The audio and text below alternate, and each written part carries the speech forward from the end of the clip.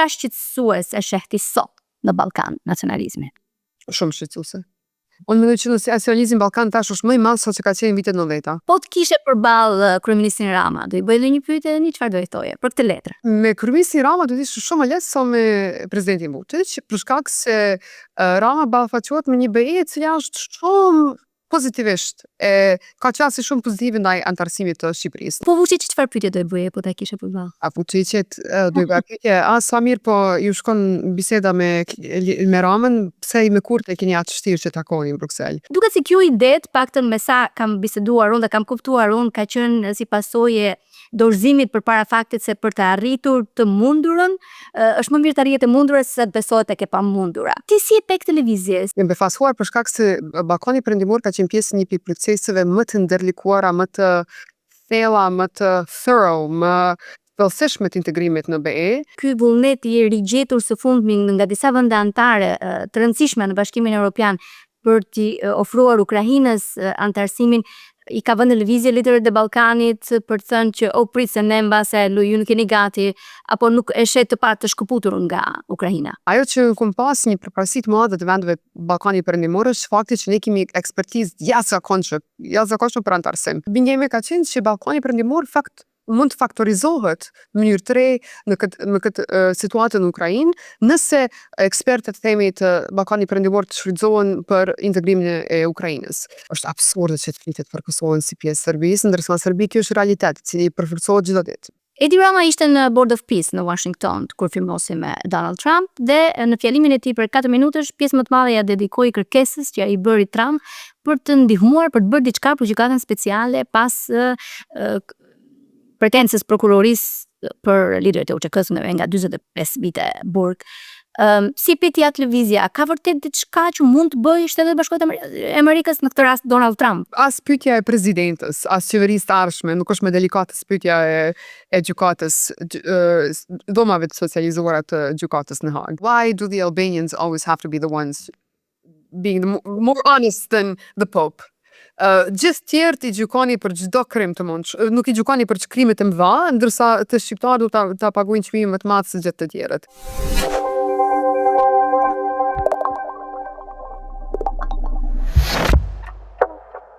Mirë se vini në Ilvatare Talks. E ftuara ime e sotme është një gazetare që nuk ka nevojë të ngrej zërin për të dëgjuar. Shkrimet e saj kanë ndikim në Bruksel, në Berlin, në Washington, sigurisht në Ballkan. Ajo raporton për Ballkanin, për Politico Europe, por analizat e saj janë botuar në New York Times, në Guardian, Foreign Policy dhe media të tjera prestigjioze. Ka lindur në Kosovë, është rritur në Prag, është formuar akademikisht në Berlin, ka jetuar në Beograd, aktualisht unë do të bisedoj me të nga Roma, flet mbi 4 gjuhë të huaja, 3 për cilat i ka në nivel native, pothuajse vendese. Historia e saj është ajo e një familje tipike urbane e ish Jugosllavisë, ku flitej shqipja dhe serbishtja së bashku, dëshmi e kompleksitetit të Ballkanit të atyre viteve, por ndoshta edhe i njëjti kompleksitet që është mbartur edhe në ditët tona, edhe pse në forma të tjera. Do të flasim për nacionalizmin në Ballkan, stereotipet ndaj vendeve të Ballkanit, integrimin evropian, përplasjet e reja gjeopolitike ku e vendosin rajonin. Kam kënaqësitë, kam admiruar për së largu Una Hajdari, jam shumë e lumtur që je në Ilvatare Talks. Kënaqësi të madhe ju bashkangjitem sot.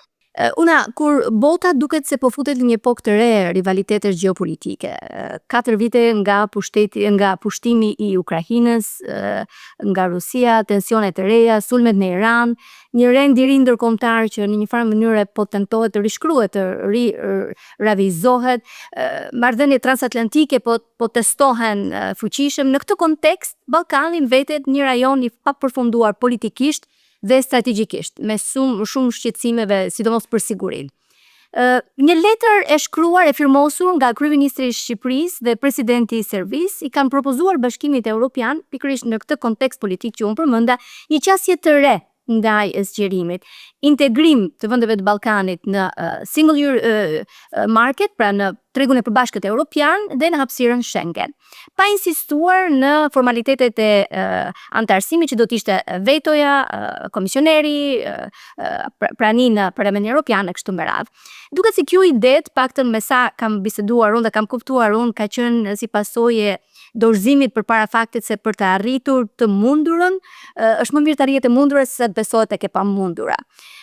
duke u referuar dhe mungesës së vullnetit sidomos nga disa vende anëtare për të zgjeruar Bashkimin Evropian. Ti si e pek televizje, si e lexove dhe si u prit, do të thoja, edhe në qarqet gazetareske ndërkombëtare ku ti je pjesë?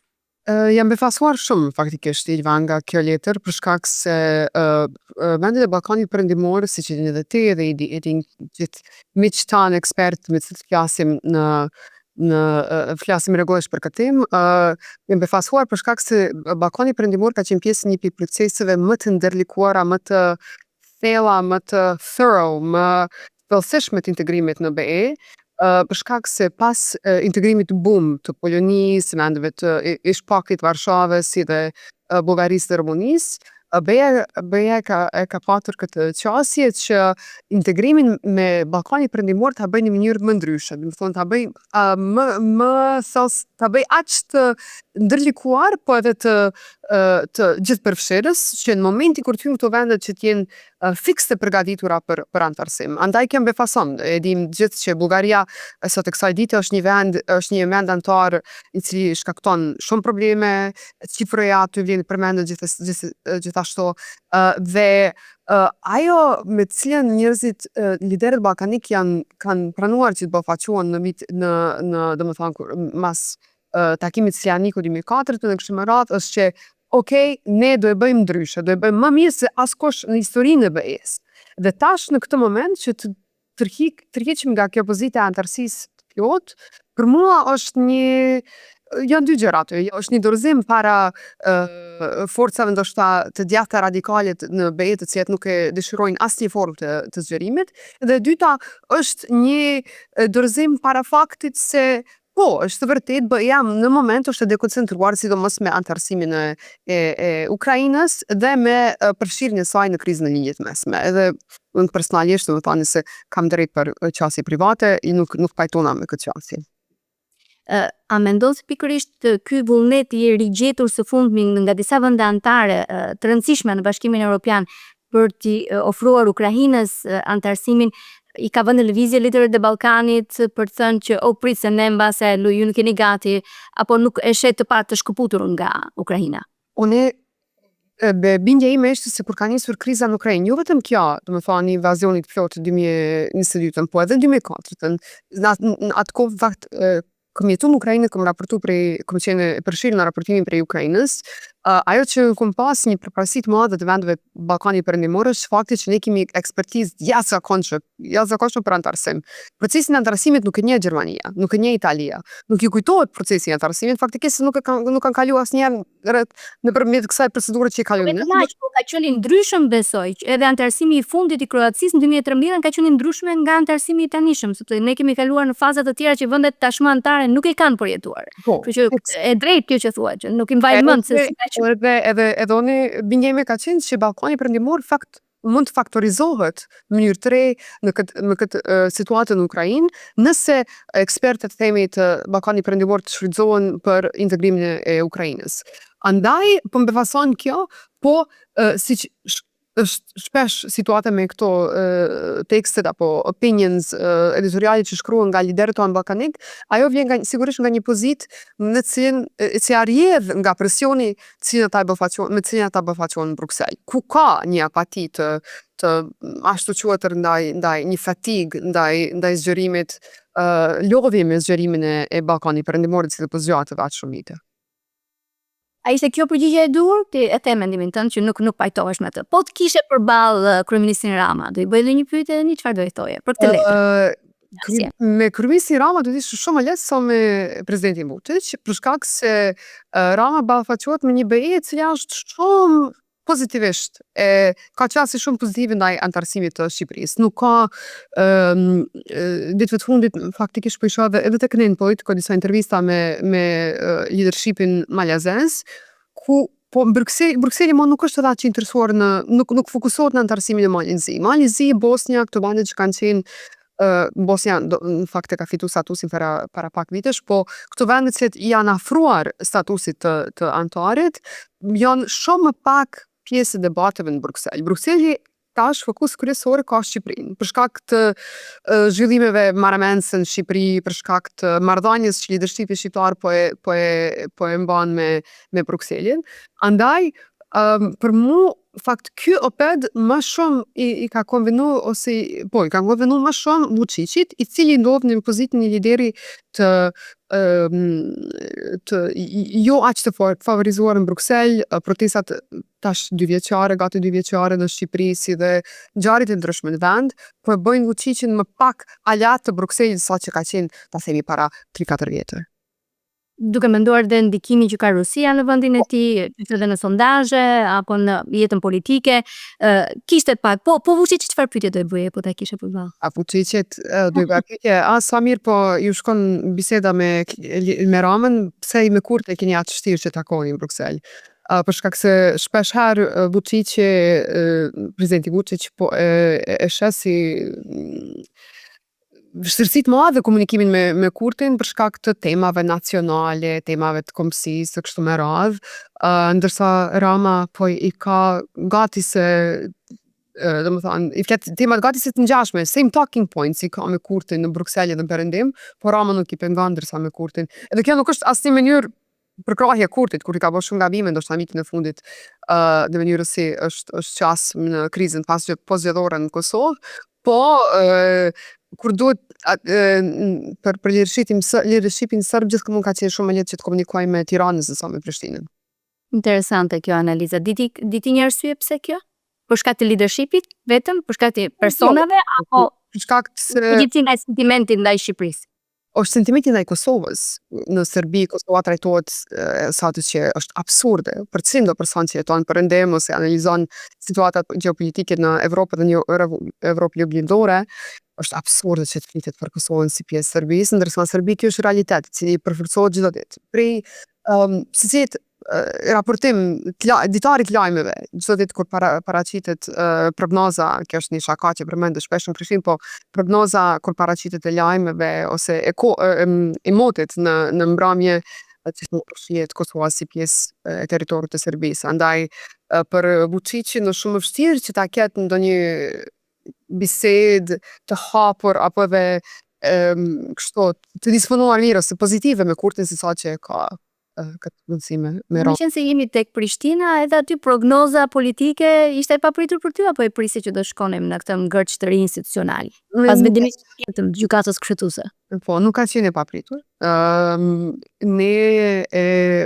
Viti i kaluar në Kosovë ka qenë një vit i cili është ku ne shohim këtë mos koordinimin mes një pozite, domethënë partia në pushtet e cila edhe me rezultat më dobët se që ka qenë në zgjedhjet e paraprake, domethënë nuk flasim për këto të fundit, por paraprake ato në prill të vitit kaluar, edhe pse ka dalë pak më dobët, prapë është partia më e fuqishme në vend, dhe ajo dhe pamundësia e kësaj partie e cila është aq e përkrahur nga shqiptarët në Kosovë si edhe në diasporë, se të votojnë masovikisht, pamundësia atyre që të koordinohet me opozitën. Dhe tash nuk ka pas një ngërçi politik një vjeçar si mund të vim deri te zgjedhja e presidentes, që në fund ka qenë problemi kryesor për formimin e qeverisë së re, si mund ta zgjedhë një president rreth cilës ka konsensus nëse në këtë situatë partia vetëvendosje nuk bashkëpunon fare me PDK me LDK. Si është një rezultat mundshëm të zgjedhjeve të parakoshme, do të faktorizohet presidenti Osmani nëse ajo përfshihet në politikë, hyn në garë, çfarë do të ndodhë? Çfarë po thuhet në Prishtinë këtë ditë? Kurti po e pret një mundësi ku ai mund ku vetëvendosja mund ta merr një përqindje në bazë të cilës mund ta udhëheqë shtetin vetvetiu. Kjo është kjo shpresa e Kurtit dhe të partisë vetëvendosje. Ndërsa ajo që është reale është që një ndër partitë kryesore opozitare, LDK-ja, që dobësohet shumë për shkak se nuk ka arritur që të arrijë një kompromis me pushtetin dhe po e humb ndoshta një përparësi që ka patur në zgjedhjet kaluara dhe parakaluara. Në një farë mënyrë në Kosovë po krijohet një monopol i partisë vetëvendosje që disa e shohin si të mirë, disa e shohin si jo të mirë.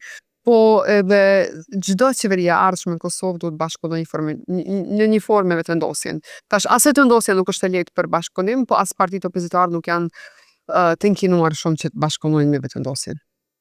Dhe gjithë kjo që ti përshkrove, kjo panoram nuk të qetëson fare kur mendon që përpara Kosova duhet vazhdoj bisedimet në Bruksel për integrimin, rolin e dëshirën që ka për të antarësuar në NATO, pa pret për këtu dhe diskutimet, bisedimet, negociatat me Serbinë që kanë mbetur jo vetëm për shkak të Kosovës, por kanë mbetur peng edhe për shkak zhvillimeve që ti përmendë më herët në Beograd, me protestat edhe atje në një zgjedhje në një situatë të paqartë politike. A do të trasë Vučić zgjedhjet parakoshme apo mendon se do të presi 2027? Vučići po e bën të pamundurën që të mos t'i thirrë zgjedhjet për shkak se anketat në Serbi tregojnë se ka një interesim të madh nga popullata që të votohet ndonjë parti opozitare ose fronti i ri i studentët që kanë udhëheq protestat në Serbi tani po e formojnë një parti të tyre ose një lëvizje të tyre dhe ka një përkrahje të madhe në Serbi për këtë arsye, pse edhe dialogu nuk shkon përpara, është gjithashtu fakti se Kurti po e shfrytëzon situatën ku ai ka, domethënë situancën ka pasur deri së fundi, ku ai ka monopolin për shtet, domethënë e kontrollon edhe Ministrinë e Punëve të Brendshme, andaj edhe situatën e sigurisë në veri, që ai t'i zgjedh vetë problemet e veriut pa ndërhyrje të Beogradit. Vetëm për një background për dëgjuesit tonë, të këto enklavat serbe, pra qytetet e fshatrat ose qytetat e fshatra, se janë klasin për një vend të shumë të vogla, me shumicë serbe ndëri, kanë qenë zgjedhje, çdo solucion politik për këtë ngërçin, cilin ato ndodhen nga situata nga momenti pas luftës, është zgjedhur përmes dialogut në Beograd. Dhe këtë Kurti nuk e ka parë si situatë cilin ati komendon, dhe ai e ka shfrytzuar këtë vakumin apo mungesën e dialogut me Beogradin që ai t'i zgjedh vetiu. Pra në 2 vitet e fundit, 3 vitet e fundit kjo vendosur stacionet e reja policore në veri, policia e Kosovës është shumë e prezente, të kemi parasysh që ushtria nuk guxon të jetë aty, NATO e kontrollon veriun, dhe Kurti vetiu po e zgjedh problemin e veriut pa përfshirjen e ndërkombëtarëve. Një gjë që ka bërë edhe më të popularizuar të diaspora, që ndoshta gjatë gjithë këtyre viteve presin një lider kosovar, e kanë pritur një lider kosovar i cili do të merr situatën në dorë të veta dhe të mos llogarit në veri, në perëndimin, pardon, që të zgjedhë situatën në veri. Dhe të flasë në narrativën politike sa më shumë për sovranitet. Po, në këtë rast dua të të pyes në lidhje me një raportim që ka bërë Politico duke u referuar disa burimeve diplomatike mbi mundësinë dhe diskutimet që janë duke u bërë në Washington, në Department of War, për një tërheqje të mundshme fillimisht nga komanda dhe më pas edhe trupave amerikane nga KFOR në Kosovë. E para, kjo po shihet me shqetësim në Washington, këtë mund të ta konfirmoj unë, po do dhe me analizën tënde si po shihet në Bruksel, në Ballkan, në Politico, në mediat ndërkombëtare, çfarë do të thotë ky sinjal një tërheqje e mundshme amerikane nga Kosova, nga KFOR? Po, në faktikisht që nga mandati i parë i Trumpit, po bëhet në qarqet diplomatike, sidomos qarqet diplomatike rreth NATO-s, kjo mundësia e tërheqjes ose zvogëlimit të prezencës amerikane, specifikisht amerikane në Kosovë, është diçka që po diskutohet.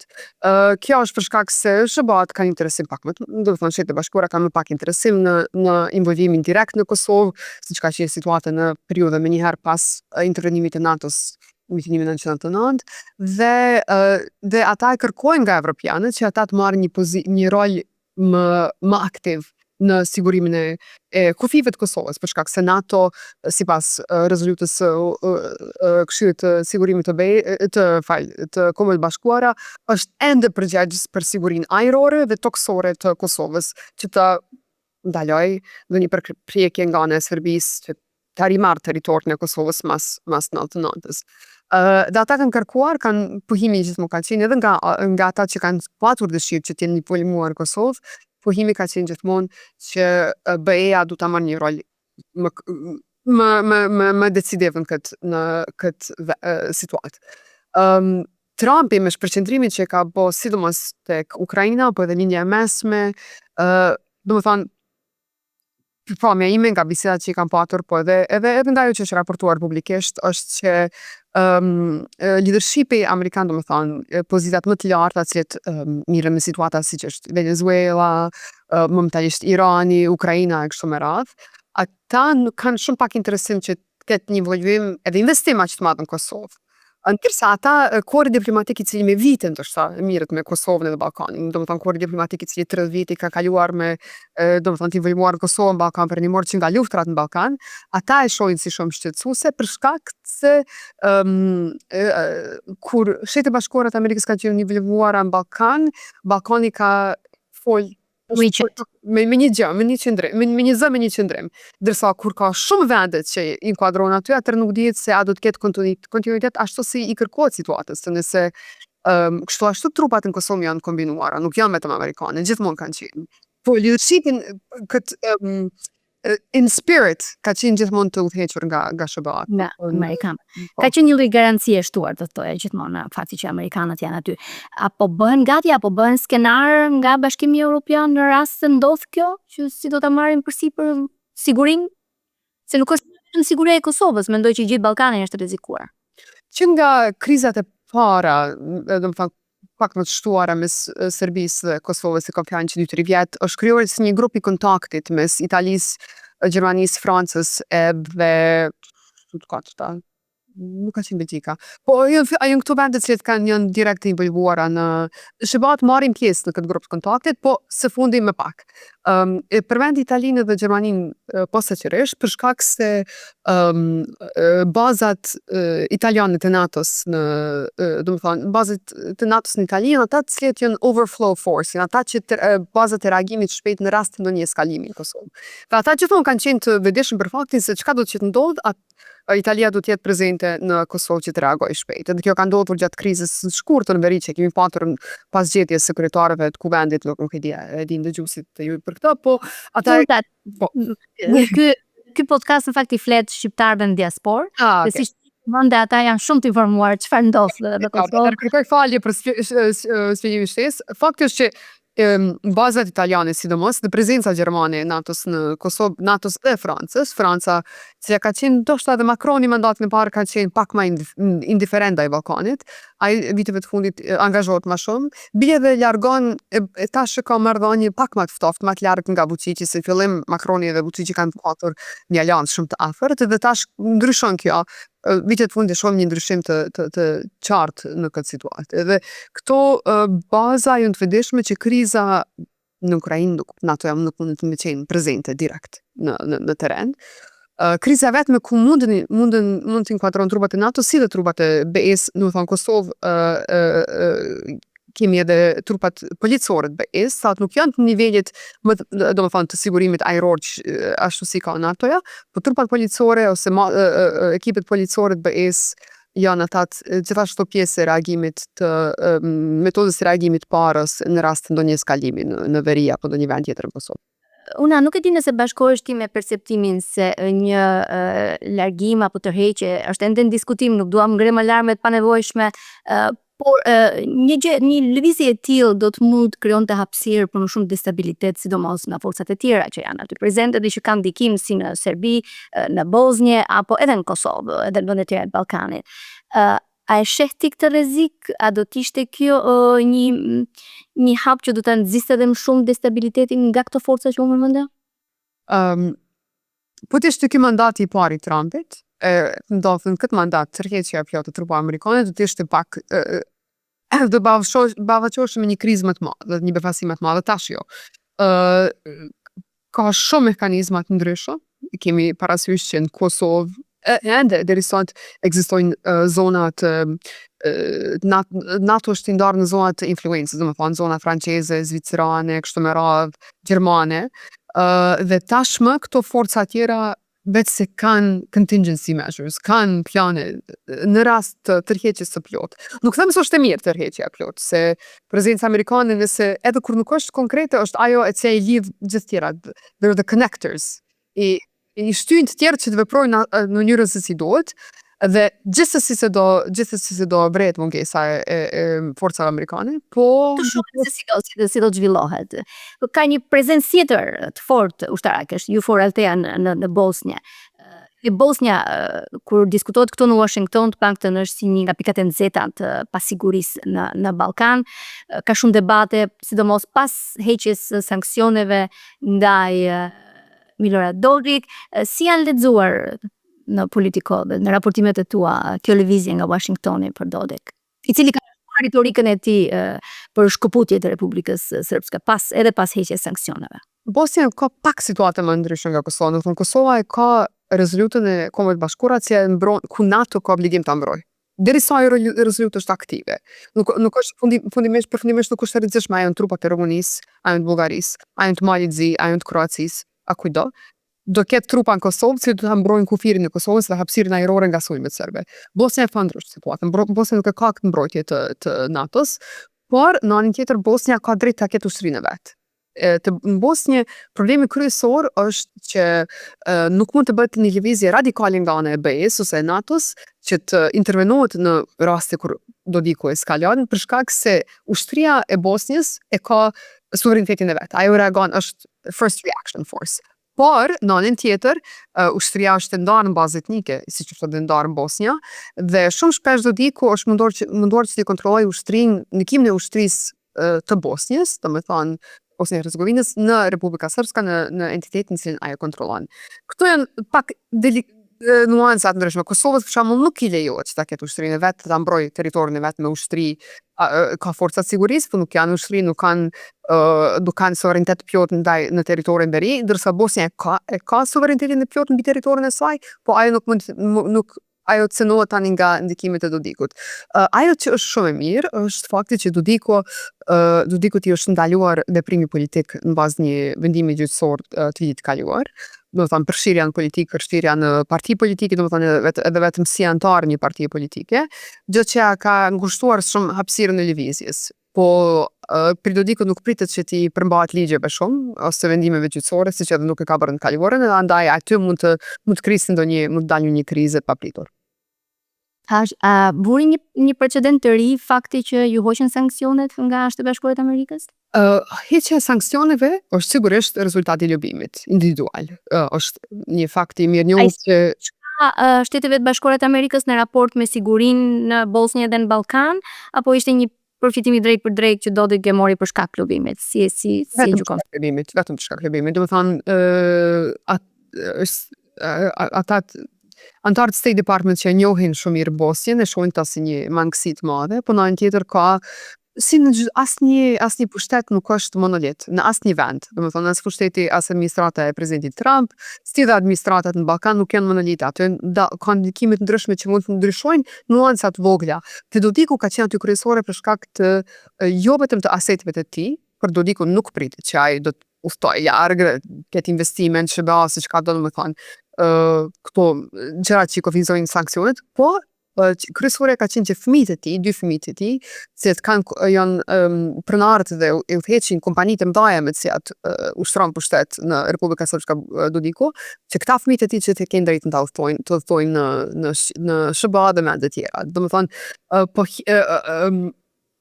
bindja edhe diplomatët në terren në Bosnjë, po të atyre në SBA ka qenë, okay, nëse Dodiku tërheqet mas këtij vendimi gjyqësor, pa e nxjerrë ndonjë krizë të madhe në Bosnjë, atëherë i heqim sanksionet ndaj fëmijëve të tij kryesisht, që ata mund të ushtrojnë aktivitetin biznesor në mënyrë që kanë bërë deri tani. Kjo ka qenë kompromisi, faktikisht.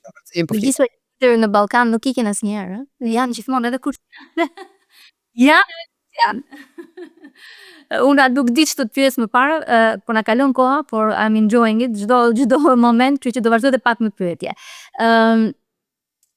Edi Rama ishte në Board of Peace në Washington kur firmosi me Donald Trump dhe në fjalimin e tij për 4 minutash pjesë më të madhe ja dedikoi kërkesës që ai bëri Trump për të ndihmuar për të bërë diçka për gjykatën speciale pas pretensës prokurorisë për liderët e UÇK-s nga 45 vite burg. Si peti atë lëvizja, ka vërtet diçka që mund të bëjë Shtetet e Bashkuara të Amerikës, në këtë rast Donald Trump, fakta ju drejtua direkt presidentit, i përmendi dhe prokurorin që kishte hetuar atë përpara se të bëhej president, Jack Smith. A ishte gabim ngritja e gjykatës speciale fillimisht e për më tepër, a mund bëhet diçka tani apo do shkohet drejt vendimit përfundimtar? Është ndoshta tema më delikate në Kosovë për këtë moment, Ilva. As pyetja e presidentës, as qeverisë të ardhshme, nuk është më delikate se pyetja e gjykatës, dhomave të socializuara të gjykatës në Hag. ajo që qëndron si fakt është që Kosova e ka ngritur një gjykatë të vetë, pra nuk është njohësi të situatës së dinë se kjo gjykatë nuk është gjykatë ndërkombëtare, është gjykatë kosovare ndërtuar përbrenda sistemit kushtetues Kosovës, e cila vetëm ushtron detyrën e saj në Hag. Kjo është një precedent i paparë në vendet e Ballkanit Perëndimor. Ne dimë se shumë lider Ballkanës lider të kohës së luftës dhe generalë kështu me radhë, asnjëherë nuk janë gjykuar për krimet që i kanë kryer qoftë në Bosnjë, në Kroaci, në Majzi, në Kosovë gjithsesi, ose edhe në Maqedoni. Asnjëherë nuk janë gjykuar për këto krime, ndërsa Kosova jo vetëm se po i dërgon lider të saj të pas luftës në këtë gjykatë që të gjykon, ajo edhe e ngrit gjykatën me vetiu. Dhe iniciativa e erëzimit të kësaj gjykate vjen ndoshta nga një mërfosje prej anës së pari, do me thonë, njerëzve në Kosovë, po edhe të kryeministit Rama, i cili është angazhuar atë kësaj teme. Më kujtohet shumë mirë që pas zgjedhjeve një për njerëzve të parë që i thretaj është ish presidenti në kryeministri Thaçi, i cili ndodhet në para burgim ose para burgim në Hag. Dhe kjo ka më shumë të bëjë me simbolikën e why do the Albanians always have to be the ones being more honest than the Pope. Gjithë tjerët i gjykoni për çdo krim të mundsh, nuk i gjykoni për krimet e mëdha, ndërsa të shqiptarët do ta paguajnë çmimin më të madh se gjithë të tjerët. Sa i përket a do të ekzistojë gjykata, nëse ka dëshmi që gjykatë do të ekzistojë. Unë jam gazetare, kjo nuk është ndoshta një pikpamje shumë e popularizuar në Kosovë, po ka dëshmi që disa anëtarë të UÇK-s, nuk i emroj me emër, nuk them Thaçi, nuk them këta, po disa për shkak se ushtria qeverimtare e Kosovës ka qenë një forcë gerilje në një situatë të jashtëzakonshme, ku shumë pak gjëra janë kontrolluar kështu në mënyrë direkte. Këtë fakt e pohon edhe mbrojtja e Thaçit, që ka qenë aq një situatë e paparashikueshme. Edhe në këtë situatë e paparashikueshme, sidomos kur dikush nuk është i trajnuar për luftë, ata nuk janë general trajnuar për luftë, nuk janë luftëtarë siç kanë qenë për shembull komandant në Kroaci në vende tjera, mund të bën gabime. Edhe mendoj që asnjë popull nuk do t'i ikë asaj që njerëzit përgjithësisht ta shohin brendësinë e gjykatës, pastaj gjykata vendos a janë fajtor apo jo. Por në anën tjetër është valide kjo pohimi që ndoshta shqiptarët po pagojnë çmimin shumë më të madh se sa kushto tjetër në rajon. Sidomos kur ishin në kushtet që ishin duke pësuar genocid, dhe ishin në kushtet e vetëmbrojtjes. Pyetja tjetër, unë e thash pak në hyrje, përbërjen të kompleksitetin e familjes tënde, që në fakt dëshmi e gjallë e ish Jugosllavisë. Po kam një pyetje që lidhet me të famshmen ASM, me Asociacionin për Shumicën Serbe të Bashkive. A mendon se ka qenë një zgjidhje e duhur, është një kusht që Kosova, pavarësisht se si do të zhvillohen zhvillimet politike aty dhe kush do të jetë qeveria e radhës, duhet ta plotësojë këtë apo është një gabim? Se më mirë se ty nuk di këtë pyetje tjetër, nëse kjo funksiononte. Problemi ka qenë që në momentin kur është shpall pavarësia e Kosovës, Ban Ki-moon, i cili ka qenë sekretari i përgjithshëm i Kombeve Bashkuara, e ka pasur një situatë shumë pakëndshme, ku ai duhet ta rekomandoj shpalljen e pavarësisë së Kosovës, se deri në atë moment shpesh një popull shqiptar i harrojmë detajet historike, për shkak se mendojmë që mas vitit 99 Kosova ka qenë vendi i pavarur, komplet i pavarur, që nuk është e vërtetë. Fatkeqësisht, kushti i intervenimit të NATO-s dhe kushti i largimit të forcave policore dhe ushtarake serbe ka qenë që Kombet e Bashkuara ta udhëheqin Kosovën në një fazë tranzicioni. Si pjesë e këtij kushti, ka qenë garancioni që Kombet e Bashkuara kanë patur edhe ndaj vendeve tjera, do me thonë, që kanë qenë kundërshtar të pavarësisë Kosovës, të përfshirë të Rusinë, do me thonë, forcat Kinës që kanë fuqit NATO-s në Këshill të Sigurimit, garancioni që ju kanë jap atyre që nëse ne e përkrahim pavarësinë e plotë të Kosovës, ja dorëzojmë mandatin Kosovës që të jetë vendi i pavarur, ku ne nuk kemi më guverner të këtij vendi, atëherë duhet ta garantojmë se pakica, të cilat nuk i dëshirojnë pavarësinë e Kosovës, deri sot e kësaj dite shumica e popullatës serbe në Kosovë nuk i dëshiron pavarësinë e Kosovës. Garancioni vetëm që ne kemi për perëndimin është që drejtat e tyre të respektohen. Kjo ka qenë Marti Ahtisaari kur e ka shkruar raportin për mbas jetës shpallë Kosova e pavarur, e cila është pranuar nga Asambleja e Përgjithshme e Kombeve Bashkuara, e ka patur kush këta. Do me thënë, nuk mund të jemi si popull jemi iluzor për faktin se si ka ardhur ky moment sot. A qëndron ende fakti se është shumë vështirë që të krijohet një asociacion i komunave me shumicë serbe në një vend ku serb nuk e deri në sot të kësaj dite nuk e përkallajnë pavarësinë e Kosovës? Padyshim. Po as nuk kemi vend Cënojnë sovranitetin e Kosovës, në moment që krijohet. Cënojnë, nuk e dëshirojnë integrimin në sistemin mjekësor dhe arsimor të Kosovës, i mbajnë dokumentet dyfishta, kjo është gjitha është fakte që të ndrojnë. Cila mund të jetë zgjidhja në këtë pikë? Po që të krijohet ndonjë lëvizje politike e serbëve në Kosovë, e cila kishin më reale dhe më e vëdishme për realitetin e tërë. Deri në këtë moment, pos disa figurave, si që është Nenad Rashiqi e kështu me radhë, ka shumë pak serb, pothuajse as pak, të cilët shohin këtë gjë si realitet. Po kjo nuk është, Kosova nuk është unike në këtë vend. Ne na vëmë se është Kosova, po Kroacia ka vetë njëjtat probleme, Bosnia ka njëjtat probleme në këtë periudhë. Sigurisht këto do të zgjidhen kur të ketë më shumë konsensus politik, gjaktësi politike dhe të përfshirjen, po. Ajo që është munduar të bëj kryeministri, nuk është president, kryeministri Kurti në këtë moment, e aludova pak në këtë gjë pak më herët, është që t'i dërgoj forcat e sigurisë në deri. Domethënë policia, edhe pse ka pasur, domethënë ushtria nuk është e lejuar, po policia po, ai ka ndërtuar disa baza në vendet kyçe në deri, domethënë në enklavat ku ka shumicë serbe, e në këto enklava tash policia kosovare po e monitoron situatën. Andaj nuk mund të ketë shpërthime si Banjska në vitin 2023, nuk mund të ketë eskalime të ngjashme. Edhe kjo është në një mënyrë për afrimi i komunitetit lokal me realitetin të re. Ju vazhdoni jetoni si doni, po këto jemi ne së bashku me NATO, do të thonë policia e Kosovës, që ta monitorojë situatën. So it's moving by me lëvizje shumë të vogla, ku realiteti bëhet ai që është në veri. Unë nisa në fillim të flasim dhe për nacionalizmin, po do doja një përgjigje e përfituar. Jo, një përgjigje të shkurtër. Sa shqetësues e shehti sot në Ballkan nacionalizmin? Shumë shqetësuese. Unë mendoj që nacionalizmi në Ballkan tash është më i madh se që ka qenë në vitet 90-ta. Për shkak që në vitet 90-ta kemi dalë gjithë për ndoshta një sistemi, sidomos kur flas për vendet e Jugosllavisë, në një vend ku njerëzit kishin kontakt. Një kroat i ri kishte kontakt me një shqiptar të ri, më shpesh sa që ka sot.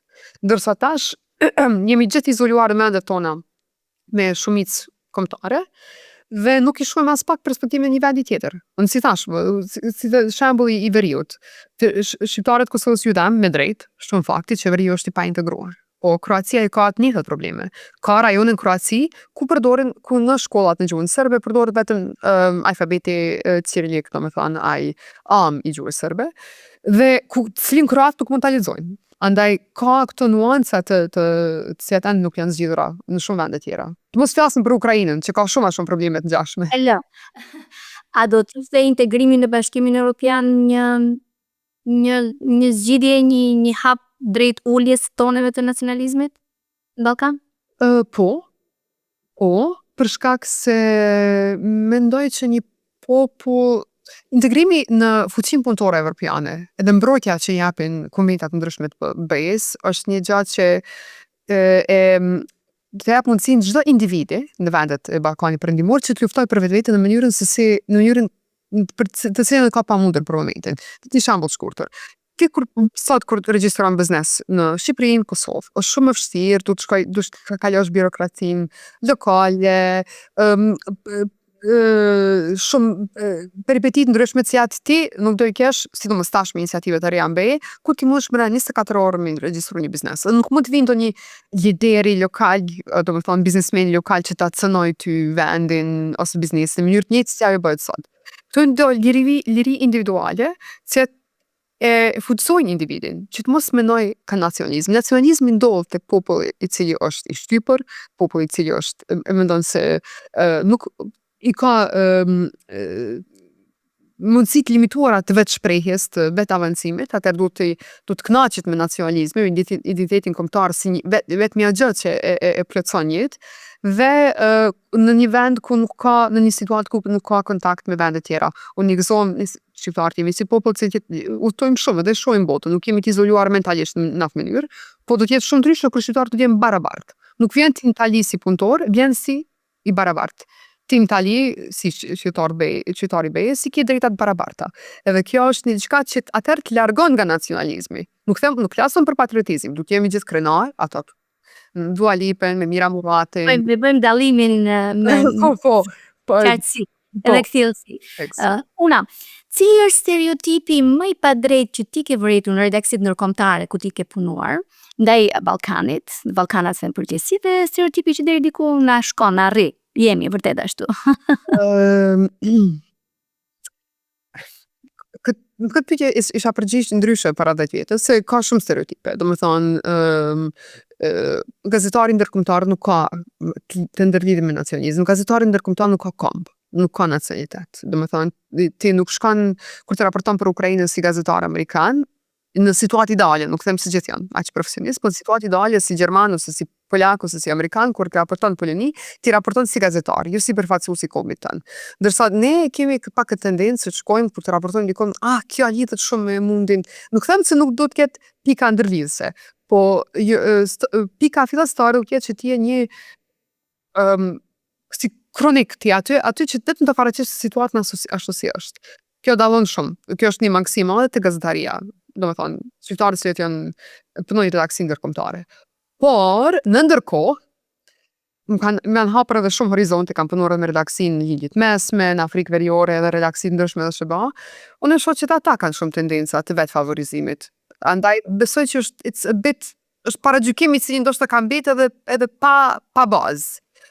Shqiptarët mundohen shumë, sidomos se flasin shumë gjuhë, i manipulojnë mirë me situata të ndryshme, domethënë në rrethinat e punës në perëndim, nuk e kanë problem që ta inkuadrohen, po by self exoticizing, ne bëjnë veten më egzotik sa që duhet, ndoshta ja ngushtojnë këtë frontin e arritjeve në punë. Kështu që nuk e di, nuk tash përgjigjet mirë fare. Po kjo është. Jo, më pëlqeu përgjigja. Pyetja e fundit fare, po më duket se do të bëjmë në një intervistë të dytë, se nuk i ezaurova të gjitha pyetjet. Ky emër i bukur Una, që është kaq i veçantë, nga vjen?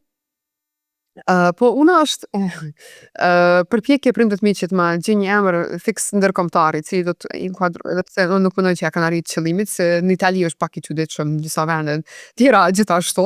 Ka qenë një përpjekje në momentin iva sigurisht një edhe shumë kosovarë, cilët gjatë periudhave të vështira për popullin shqiptar në Kosovë, në vitet e veta në ndeta, ju kanë jap fëmijëve kosovar emra të qyteteve në Shqipëri. Nga ky iluzioni, nga kjo bindje e madhe që tash po rrezohet ky sistem dhe do jemi një komb së bashku, se s'paku do kemi më shumë kontakt.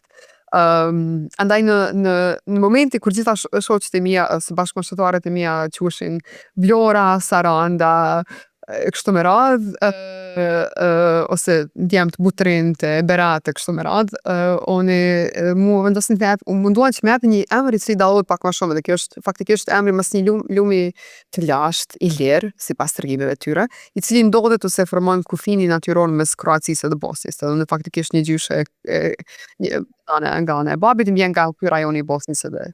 Shumë i bukur Una, po ti edhe më e bukur se për emrin shqiptarët, kudo ku jemi, unë jam shumë krenare që mund të të konsideroj dhe të ras kolege, dhe jam shumë e lumtur që fole me mua sot. Faleminderit shumë Ilva, edhe ty.